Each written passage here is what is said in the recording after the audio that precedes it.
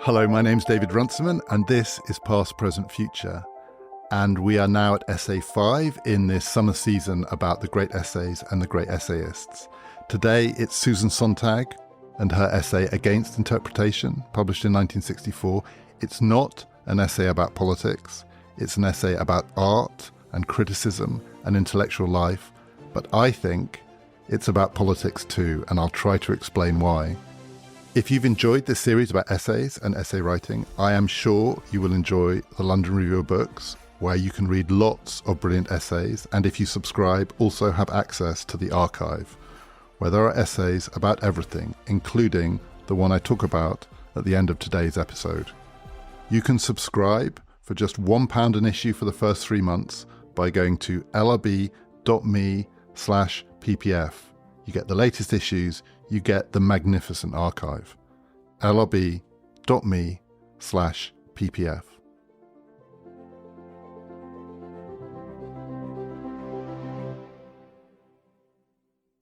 In this series, I haven't said much about the titles of the essays that I've been talking about, or only in passing.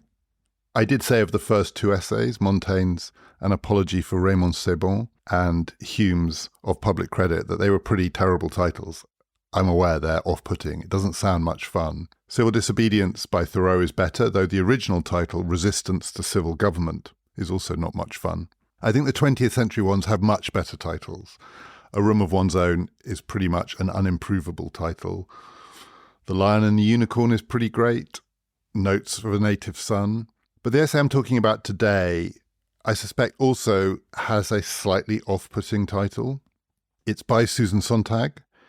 It's called Against Interpretation. And it does sound quite intellectual, abstract, a bit remote, but not to everyone.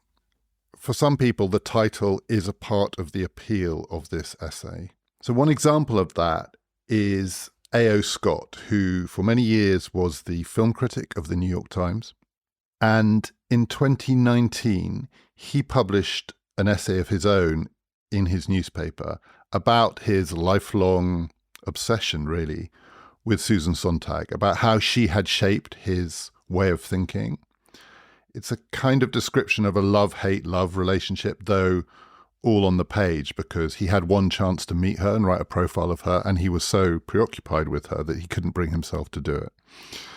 So it's not about his relationship with her in person. It's an intellectual relationship, and it begins when he's quite young, as a teenager, a curious, bookish, maybe a little bit nerdy teenager, in his parents' home, a middle-class home, as he says, in mid-century America, where they have on their bookshelves some intellectually aspirational books. And one of them grabs him and changes his life. And I just want to read A.O. Scott's description of what this book meant to him. So he says of his teenage self, I quote, "I found a book with a title that seemed to offer something I desperately needed, even if, or precisely because, it went completely over my head. Against Interpretation. No subtitle, no how-to promise or self-help come-on, a 95-cent Dell paperback with a front cover photograph of the author, Susan Sontag." Scott goes on, "There is no doubt that the picture was part of the book's allure. The angled, dark-eyed gaze, the knowing smile, the bobbed hair, and buttoned-up coat. But the charisma of the title shouldn't be underestimated. It was a statement of opposition, though I couldn't say what exactly was being opposed. Whatever interpretation turned out to be, I was ready to enlist in the fight against it. I still am, even if interpretation, in one form or another, has been the main way I've made my living as an adult. It's not fair to blame Susan Sontag for that, though I do." Something about this title captivated the teenage A.O. Scott. But in this reflection, much later in his life, he also captures something about how people often continue to respond to Susan Sontag, which is he gets both the charisma, but also the implicit double standards that she seems to embody. She seems to represent the thing that she's against. Whatever this thing is, interpretation, it sounds like the business of writing, thinking, maybe even writing essays, interpreting the world, which is what Susan Sontag was, wasn't she? And yet here she is speaking out against it. He's against it himself, he's sure, and yet he makes his living doing it as a film critic. He doesn't blame Susan Sontag for it, but he does.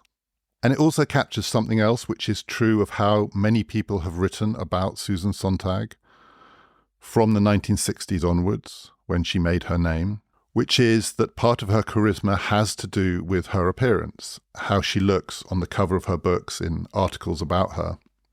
Women and men have often written about Susan Sontag's appearance and how astonishingly photogenic she was. But she was also the person who, in one of her more celebrated essays and books from the 1970s, attacked photography and the idea that a photograph can tell the truth about anything. Photography, as Sontag describes it, is often a fake version of the truth, even a kind of lie, because it gives the illusion that something is captured in that frame, in that image. And yet, as we all know, almost always whatever's in the image is only at best a tiny, tiny part of the truth. And yet Sontag herself was often projected not just through her words, but through her image. And the people who write about Sontag often don't know what to make of this. Some of them are deeply admiring. Some of them are pretty much contemptuous, but they are all provoked by it in one way or another. And against interpretation, and as A.O. Scott says in this 95-cent Dell paperback, is an embodiment of this, of all of these contradictions, double standards that Susan Sontag has come for many people to represent. Something else to say about this essay is that it is pretty different from all the other ones that I've been talking about in the way that it's written. It's not a journey. It's definitely not a walk in the woods. It's not like reading an author take you by the hand and guide you as their thoughts evolve, or in Montaigne's case, stopping and pausing and checking you're still on board and offering you more tidbits to keep you going. It's pretty rapid. It's short. It's, by some distance, I think, the shortest of the essays that I've been talking about. It's incredibly confident. None of the thoughts in this essay feel like Sontag is having them as she's writing them. They feel like she absolutely knows what she thinks and she is going to set it down as briskly as she can. It's not a walk. If anything, it's a run. It's breathless. You have to try and keep up. And you feel as you read it that she's not that interested whether you keep up or not, in that if you can't keep up, that's your problem, not hers. She's got the next thing that she wants to say. Bang, bang, bang. And she says it quickly, lucidly, and then it's done. And at the end of it, you feel like someone has really told you what they know they think. It's also an essay that is actually quite easy to summarize, and I'm going to try in a minute to summarize it.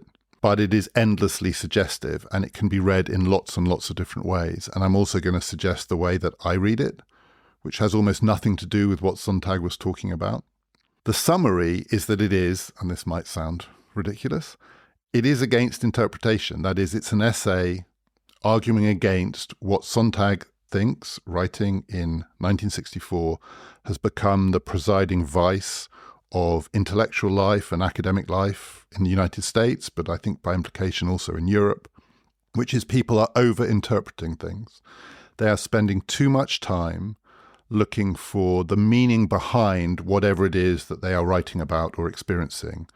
And she's talking here essentially about works of art in different forms, books, novels, paintings, plays, but everything really.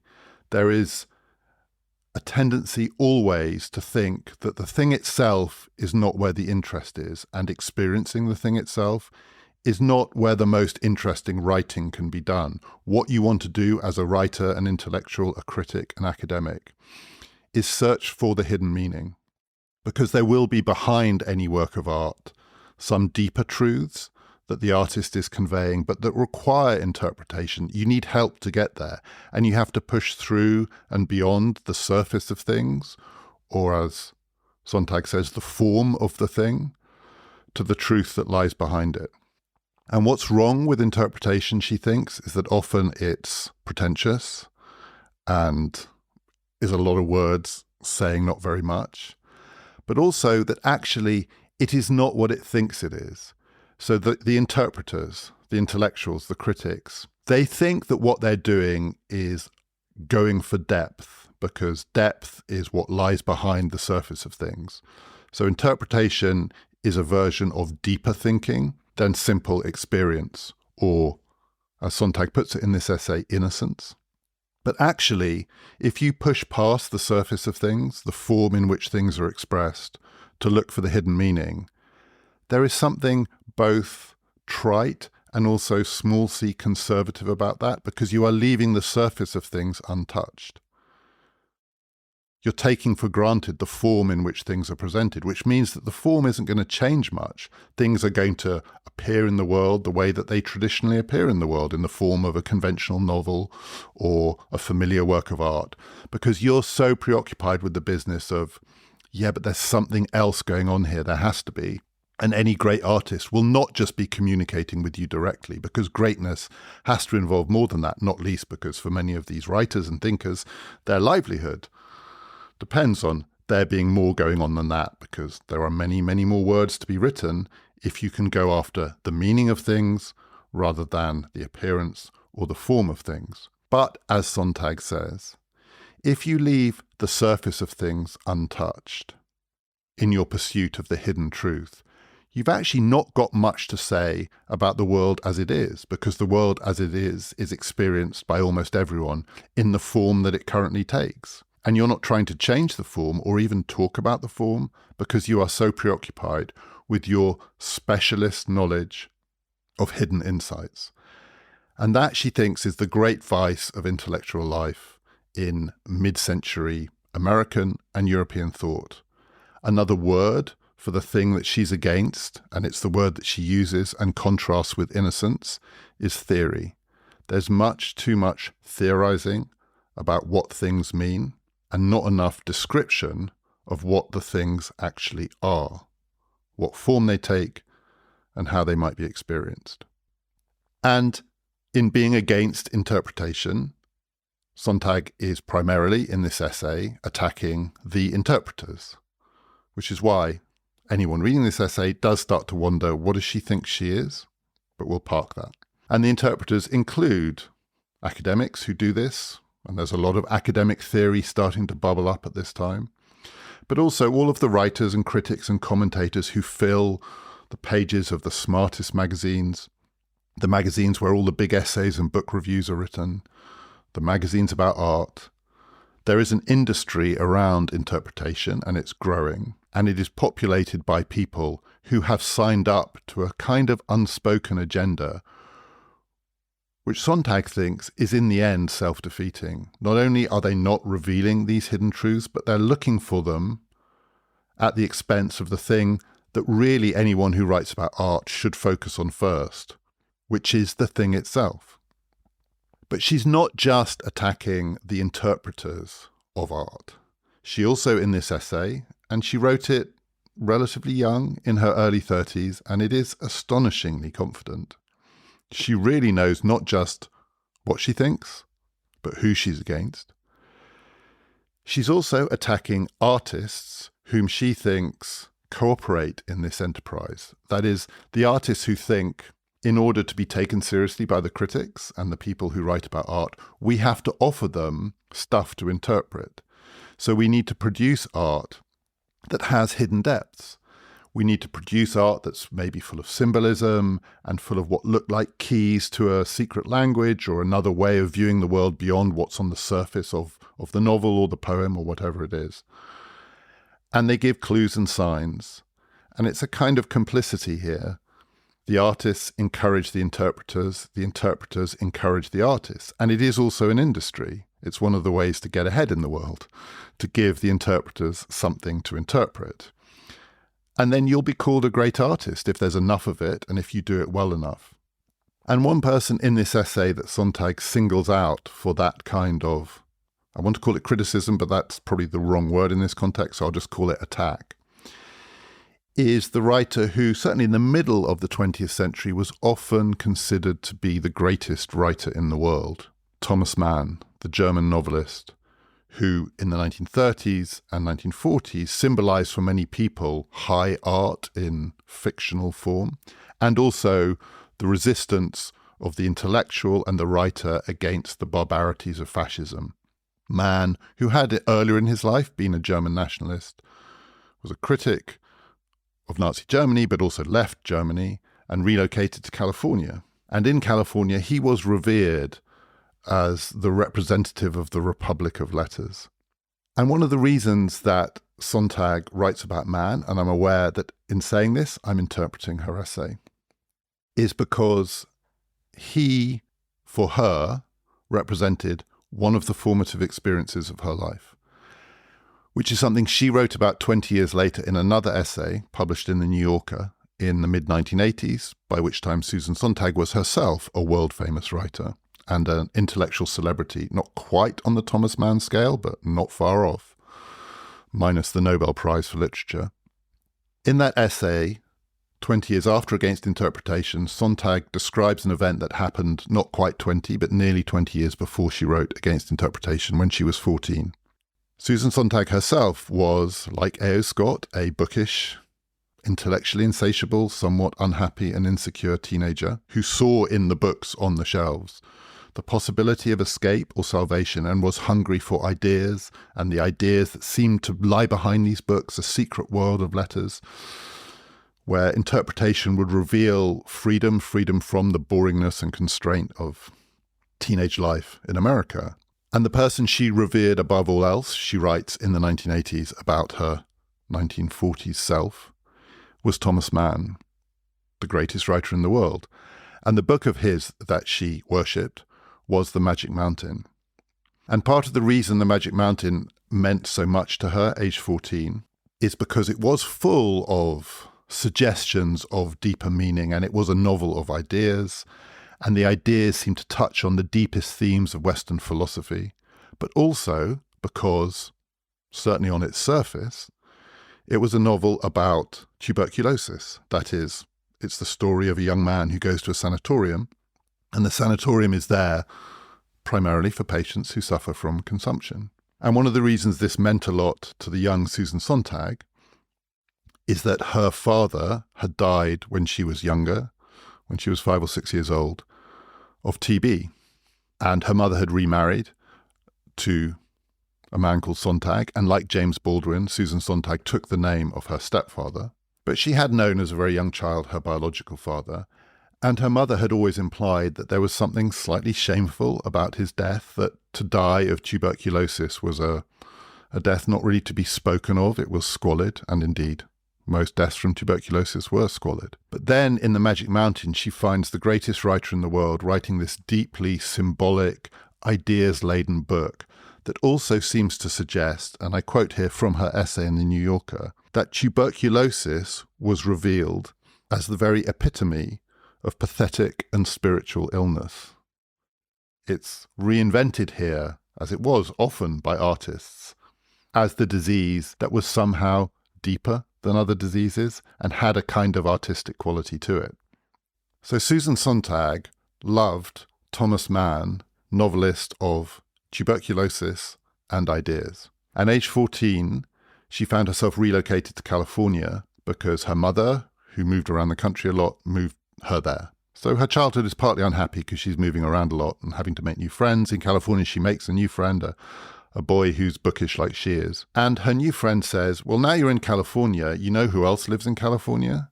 Thomas Mann. Why don't we see if we can go and visit him? And the 14-year-old Susan Sontag is horrified by this idea. What could be more terrifying and more ridiculous than these two teenage kids inviting themselves to Thomas Mann's house? But her friend says, he's in the phone book. I mean, look, it says Thomas Mann, such and such Boulevard, and here's the number. Why don't I call him up and say we'd like to come and see him and tell him that we love his books?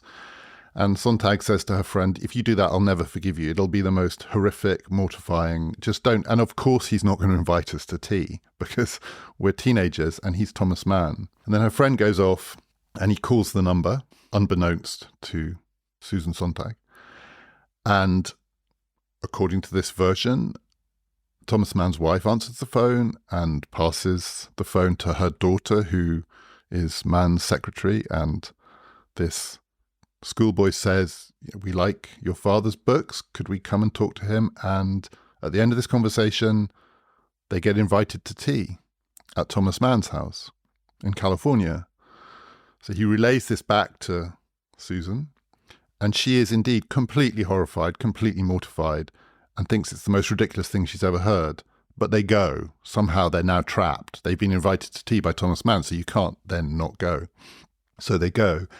And it is, as described nearly 40 years later by Sontag, mortifying. You can almost hear her toes curling as she writes about it, because he is what she describes him as in Against Interpretation. She calls him there an over-cooperative author. He gives too much to the people who want to interpret him and see him as the great novelist of ideas by encouraging them with hints of these ideas and giving them signs and symbols that they can find. And when they go and visit him, he immediately starts talking like a man who wants to let them know that they are right to think that his books are very profound and that they are in touch with the deepest currents of Western philosophical and intellectual thought, and that they should be looking for the clues and the signs. And he asks them what they like about his books, and they're trapped in this sort of dance of complicity between the artist and the interpreter. They nervously think he wants to hear that they think his books are deep, and he tells them that the books are deep. What did they read into them? And it's awful. They're just teenagers. They don't really know what they're talking about. It's miserable. It's embarrassing. He won't shut up. And in this essay, written 40 years later, Sontag devastatingly says the great disappointment, one of the great disappointments of her life, was when she met him. She hoped that Thomas Mann, the author she admired above all others, would talk like a book, like one of his books. But, she says, in fact, he talked like a book review. And that was the disappointment. And that disappointment, which she writes about 20 years after Against Interpretation, is there in Against Interpretation. And in a way, that's what she's writing against. But as well as taking on the critics and the intellectuals, and taking on the artists, in this short essay, she also takes on and frankly dismisses entire art forms as well. So she identifies two in particular that she thinks suffer from over-interpretation, the ones that are drowning in people talking about meaning at the expense of form. And they are, she says, fiction, novel writing, but all forms of fiction, and also drama, theatre. This is mid-60s America, and she thinks both fiction and theatre have become stale and sterile and increasingly predictable. And one of the reasons they're so predictable is because they are over-interpreted, and therefore the artists themselves spend a lot of their time trying to offer up new things to be interpreted, rather than doing what art needs to do to stay alive and fresh, which is new ways of doing the thing itself. And the phrase she uses for what fiction and theatre lack is an avant-garde. And she is an advocate of the avant-garde. And by that, what she means in this essay are the people who are not trying to come up with new things to say. I think she thinks that that's easy. The easy thing is to have a new thought, a new idea. In a way, we're always, all the time, probably thinking new things. None of us is the same. It's easy to think of a new thing to say. What's much, much harder is to come up with a new way of doing the thing itself, a new way of writing novels, a new way of staging a play. The art needs to be alive. People who focus not on wanting to say something that's sufficiently new that the interpreters will have something new to mine, but a new way of doing.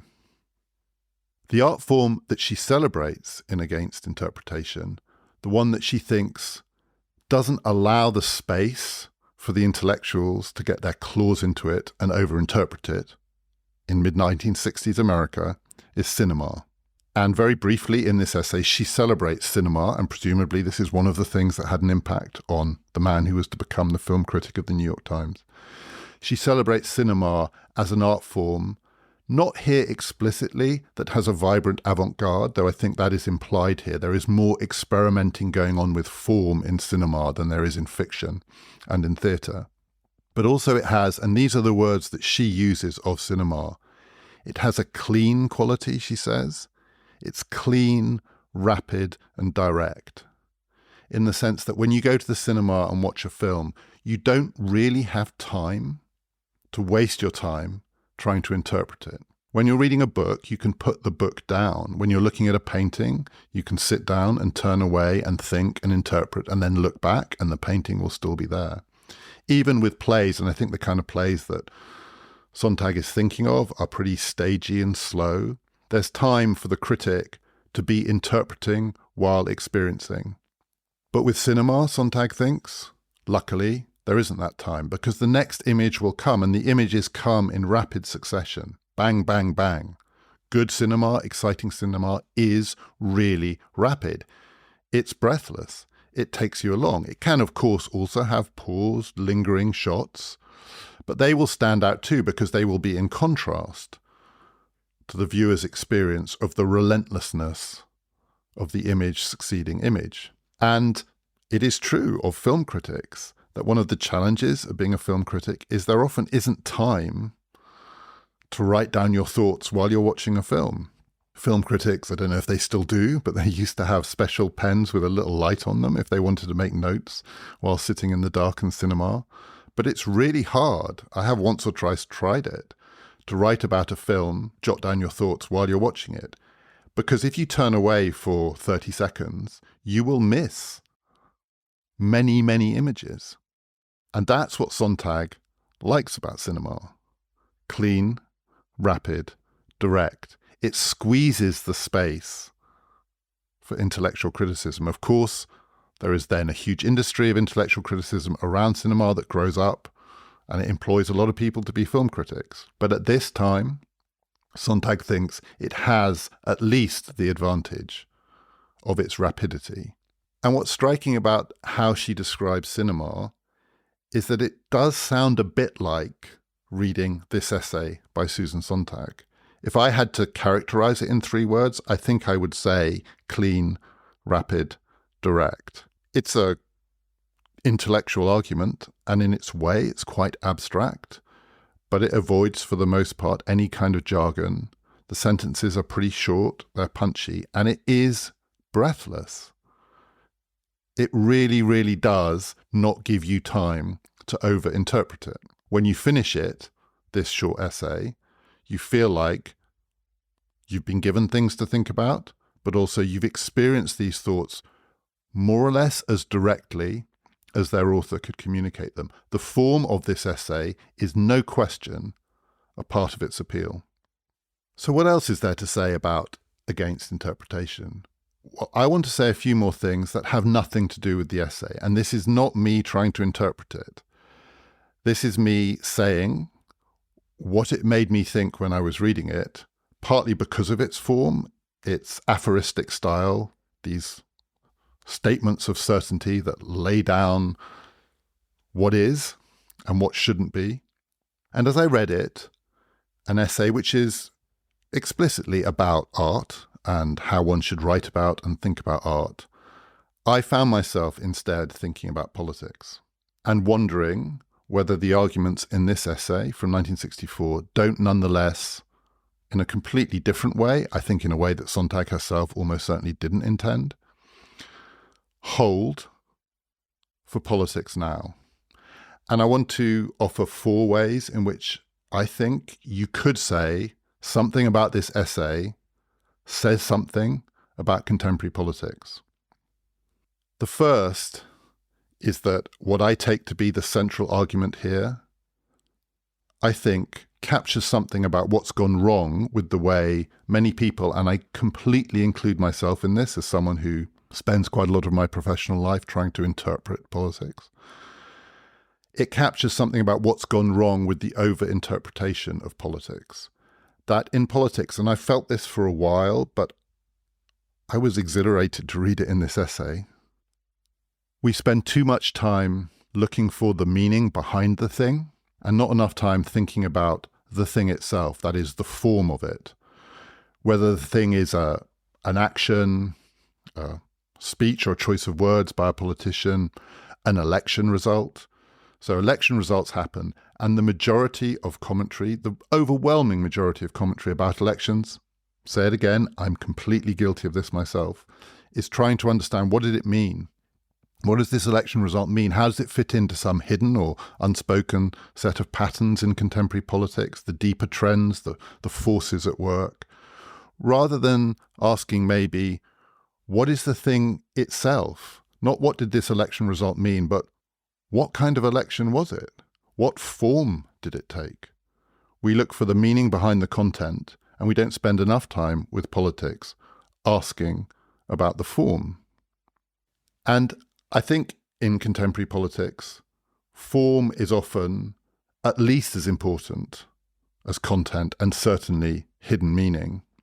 And by neglecting form, that explains part of what I have come to think of as the sterility or futility of a lot of writing about political life at the moment, again, including the stuff that I do, that it misses something.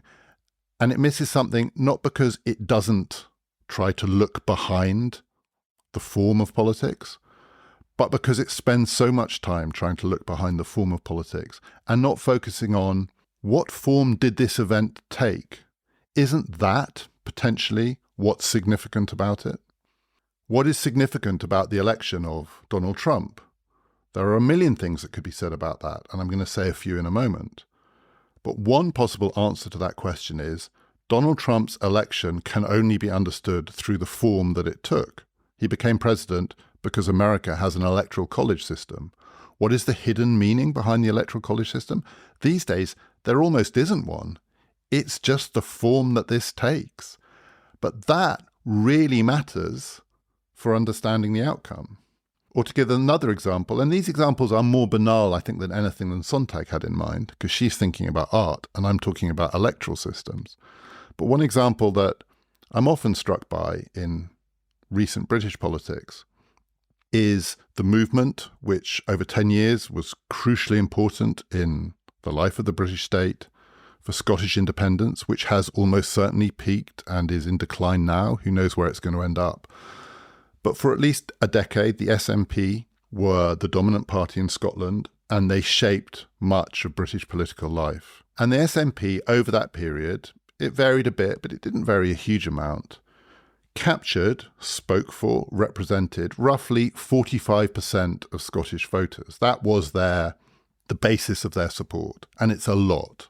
45% is a lot, particularly in a multi-party system, because in Scotland you could vote Labour, you could vote for the Conservatives, you could vote for the Liberal Democrats, you could vote for the Greens, at least 5 parties. To get nearly half the vote is enormously powerful. And you could ask of that, what does it mean? What does it mean that nearly half of Scots were willing to support this party? How do you understand that through the deeper currents of history and political rhetoric and what lies behind that rhetoric? What was Nicola Sturgeon really after? What was she up to? Was she really after independence? All of those questions can be asked, have been asked a million times. But there's another way you could think about it, which is actually the most important thing about the SNP and its support in Scotland is the form that it took. Form mattered more than content. And the illustration of that is across 3 different electoral systems, 45% of people supporting the SNP and what it stands for gives you 3 completely different answers to the fundamental question. In the Scottish independence referendum, 45% means clear defeat. Scottish independence doesn't happen and the SNP are defeated. 55 to 45 is a decisive result. And the SNP were the losers. So 45% means you're a loser. That's not the hidden meaning of that result. That's the actual meaning of that result. In Scottish parliamentary elections, under a complex electoral system that includes proportional representation, 45% was just enough to give the SNP a majority in the Scottish Parliament. Scottish Parliament's system was designed to try and preclude any party having that kind of majority, but the SNP got one, and so they were able to govern Scotland, as they have done. And they were able to govern Scotland for a significant period, no longer, but for a significant period as the majority party. Same number, completely different result. And then in the Westminster system, 45% of the vote, this is give or take, but roughly 45% of the vote, under a first-past-the-post system, gave the SNP not quite, but nearly every single seat in Scotland. In 2015, I think it was 56 out of 59 seats, so something close to total, unanimous, overwhelming dominance. Same phenomenon, 45%. The form it takes either means defeat or majority or a kind of absolute control, overwhelming control, though in the Westminster system, the form of Westminster politics means that the SNP are excluded from government. But that's not what's at stake here. What matters is what the SNP stands for. But you could also argue that actually this is what matters. That there is no way of understanding politics unless you're willing to spend quite a lot of time addressing the thing itself, the form of politics. There is a line in Against Interpretation where Sontag says, she thinks we should spend more time talking about, I quote, how it is what it is, rather than to show what it means. How, rather than what. And I think we don't spend enough time, when we talk about politics, talking about how, because we spend too much time talking about what. And if you spend all your time talking about what is the meaning, what does this represent, what's the long-term prospect, all of that, all of the stuff of political commentary, it's not just that you neglect the how, but you allow the how to be uninterrogated. For instance, there is a real question to be asked of those three results for the SNP. Which is the one that we want to embrace, stand behind, or alternatively reject and try and change in the form it took? The second thing that struck me about this essay in Contemporary Politics is what it has to say about experience. Sontag argues that too much interpretation or criticism neglects experience or takes it for granted. So you experience a work of art, but that's not what matters. The immediacy of experience can be assumed to be relatively easily understood, what it means to encounter this thing. The harder thing, the more important thing, is to know what lies behind the encounter, what the artist wanted to convey beyond the immediate experience of the encounter. And she thinks it's very, very dangerous to make the assumption that experience can be taken for granted, that we know what experience means. You see the picture, you see the colour, we know what it is to experience that colour. The question is, what did it mean that it was all blue? And she thinks the blueness is the thing. The reason it's dangerous, writing in mid-1960s America, is she recognises, and she's right then, and she would be right many times over now, that to take experience for granted is to miss the phenomenon of 20th, 21st century life, the superabundance of experience. There are so many more ways of experiencing things. And this is part of the industry of production, including the production of culture, but I would also say including the production of political information, that you can't take for granted how people experience it. You can't assume there is something called the experience of a work of art or a piece of political information, and that what matters is what people do with that experience and how they try and find something that goes beyond it or behind it. In a world of overproduction and overconsumption of experience, experience is out of control. And the critic, the intellectual, the artist who neglects this will probably miss the most important things that are going on, which is the change is happening at the level of experience, not necessarily at the level of meaning. And the people who are focused on meaning are missing the real possibilities of change. And I think that's true of contemporary politics too. There are so many ways in which people can experience politics now. And the preoccupation with what it means, what its significance is, the intellectual preoccupation with significance, has, I think, in recent years neglected the variety of experience, which often is the decisive factor in political outcomes. And I think many people, including many intellectuals, are conscious of this. It's so easy to miss what's really going on by looking for the deeper message or the deeper story and not focusing on, in a world of new forms of information technology, the how of how information is communicated, the how of political experience, which might be completely unknown to the intellectual commentator who doesn't experience it in the same way as many people, most people, all sorts of different kinds of people who are nothing like the intellectual commentator. And if you take experience for granted, you will literally miss what's going on. Two more things to say, and these are both explicitly about Donald Trump, who clearly is not the subject of Against Interpretation. I did find myself thinking, I wonder if Susan Sontag met Donald Trump, and thinking she probably did, because she was very famous in New York in the 1980s when he was becoming famous, not in the way he is now, but famous then as this ridiculous but compelling mogul character, the Donald Trump of The Art of the Deal, a ubiquitous presence on the New York scene. And so I Googled the question, did Susan Sontag meet Donald Trump? And what came up, I didn't go very deep, so I may have missed it, and other people might know. Maybe she even wrote somewhere about Donald Trump. But the first thing that comes up is a story from the New York Times from the late 1980s, a gossipy story where a journalist has gone to a literary party, an awards party, and a fundraiser, and is just writing down the stuff that's overheard, the gossip, the thing, not the hidden meaning behind the thing, just the thing. And Susan Sontag appears in just one sentence as the journalist wanders the room and hears this author bitch about that author and so on and so forth. Here's Susan Sontag say the words, "I want to meet Donald Trump." Now, I don't know if she then did meet Donald Trump, but given that Susan Sontag, on the whole, met all the people she wanted to meet, and given that Donald Trump was the kind of narcissist who always wanted to be met by people who wanted to meet him, maybe she did meet Donald Trump. But that's not what this essay is about. The reason that I found myself thinking about Trump was, and these pull in different directions, two possible suggestions, not interpretations, but suggestions that come out of this essay. One of which is, it does read a bit like a warning against one of the things that has become prevalent in contemporary politics, which is conspiratorial thinking. One of the things that Sontag describes as being wrong with interpretation is that it looks for hidden meaning. It looks for the thing that is secret and behind the surface of art or events or words or ideas. That there must be a secret language which is known to the people who are initiated, and it's the job of the interpreter to help us see what's really going on.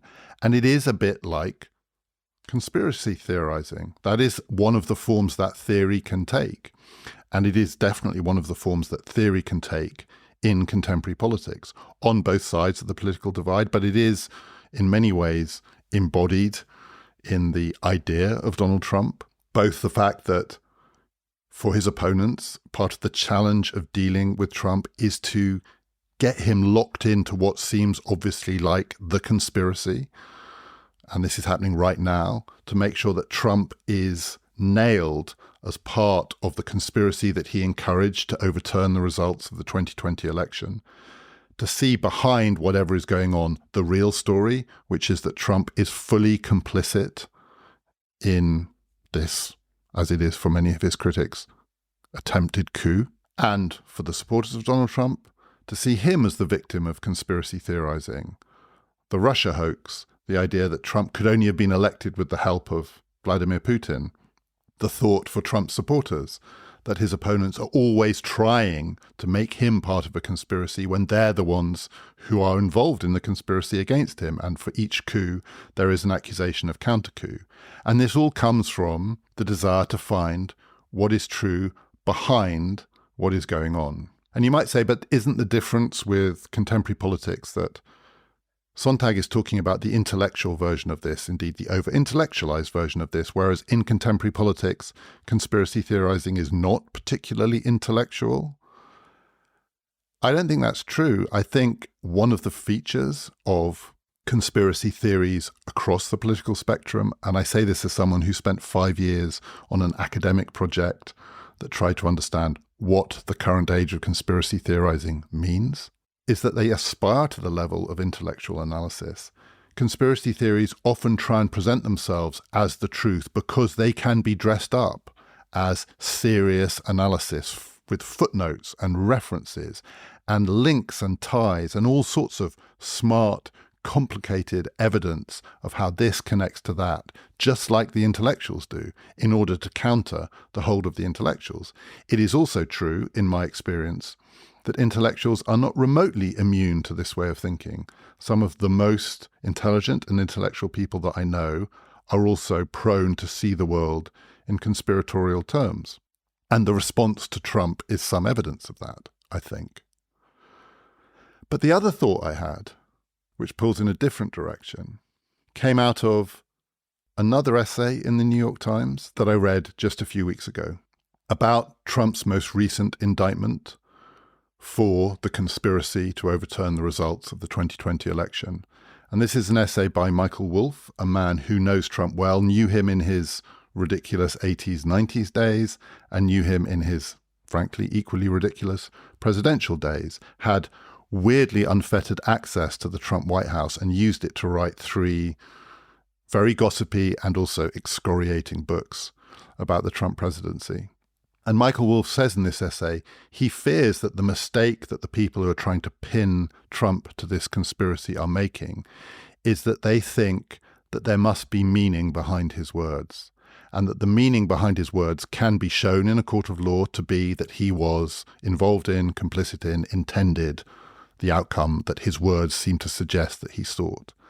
And Wolff says, if you know Donald Trump, and if you've known him across his career, you know that often his words don't mean anything. They are just words. He talks batshit crazy nonsense in a kind of stream of consciousness way. It's free association.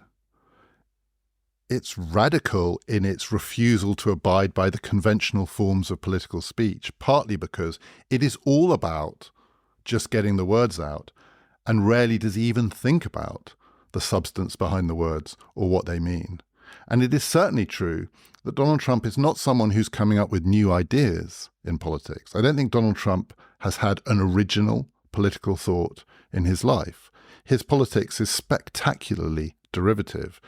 Trump's originality doesn't lie in the content of his political beliefs. It lies in the form that they take. And the form they take is this sort of radical, free associative stream of consciousness way of communicating, which nonetheless is a real way of communicating. And it's experienced viscerally by many people, including myself. I don't so much anymore, but I used to spend quite a lot of time watching Trump's speeches, his endless campaign addresses, even when he wasn't campaigning before huge crowds live, and being struck by the weird genius of them, how completely compelling they were at the same time as being almost completely devoid of substance. And I was trying to think, what would the word be for this way of doing politics? And one possible word that was suggested to me by reading Susan Sontag's Against Interpretation is avant-garde. What if Trump is the avant-garde of contemporary democratic politics? He's not thinking new thoughts, but he's doing the thing itself differently in a way that is radically different and is changing things. It has completely changed the possibilities of democratic politics. And there is nothing in the idea of the avant-garde that says it has to be progressive or liberal. That's an illusion of meaning. That's the mistake that the interpreters make. The avant-garde, the point of it, is that it could be anything, but it is change. And it can change everything, not necessarily through the avant-garde artist, but what follows in the wake of the avant-garde artist. I don't think Trump is an artist. I don't think he's a political genius, but I think he has changed a lot, and he may have changed a lot while what Wolff says being true, that the words don't mean anything, because the change is not at the level of meaning. It's at the level of form and how that form is experienced.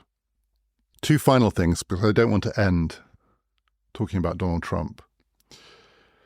Susan Sontag herself, later in her life, kind of repudiated this essay in the sense that she described her early essays that made her name, this one and another one equally famous, called Notes on Camp, as, this was her word, juvenilia, early stuff. She wanted to be taken seriously not as an essayist, but as a writer of fiction. She wrote some pretty avant-garde fiction, including a celebrated short story in the mid-1980s, which is about how people talk about people talking about dying of AIDS, but also a conventional historical potboiler that she thought was her masterpiece called The Volcano Lover, which is about Nelson and Emma Hamilton in Naples. And later in life, she became, I think it's fair to say, a somewhat ridiculous or easily caricatured figure. There is a brilliant, hilarious essay in the London Review of Books, one of the many essays about Susan Sontag that suggest, among other things, Susan Sontag was really good at inspiring people to write interesting things when they wrote about her.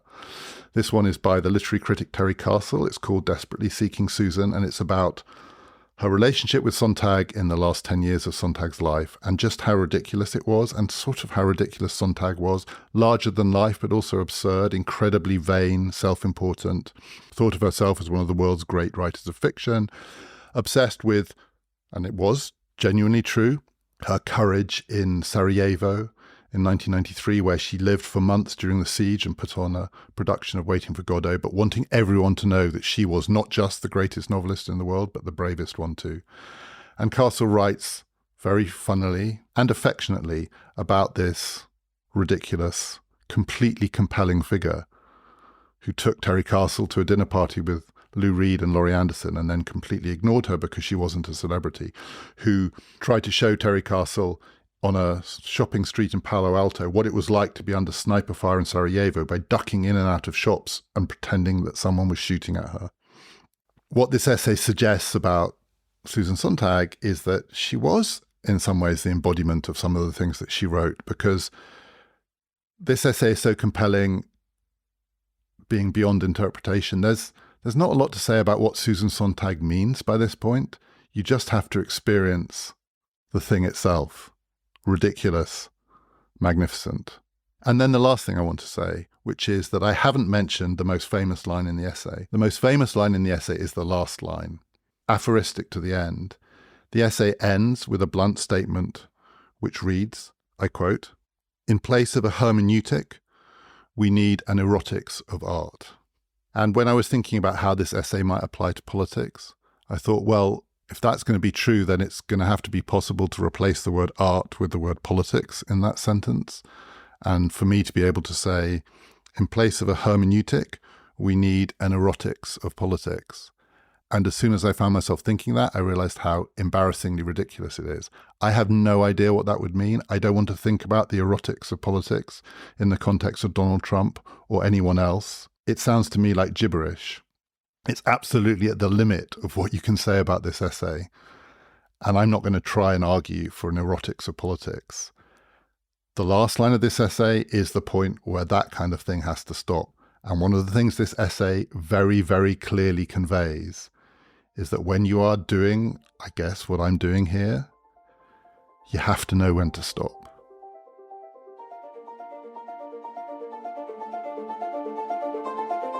We are nearly at the end of this summer season about the great 20th century essays, but there are two more things to come. We're going to do one extra episode next week about one more essay, Joan Didion, The White Album. But also I'm going to try and answer some of your questions that have been coming in about these essays and about some of the things that I've said about them. And we'll be putting that out as an extra episode too. If you do have questions, please get them to us on Twitter at PPF Ideas, or you can email us, ppfideas@gmail.com. I'm not sure I'll be able to answer all of them. We've already had a lot of really great questions, but we would love to have some more. And join us next week for The White Album. My name's David Runciman, and this has been Past, Present, Future, brought to you in partnership with the London Review of Books.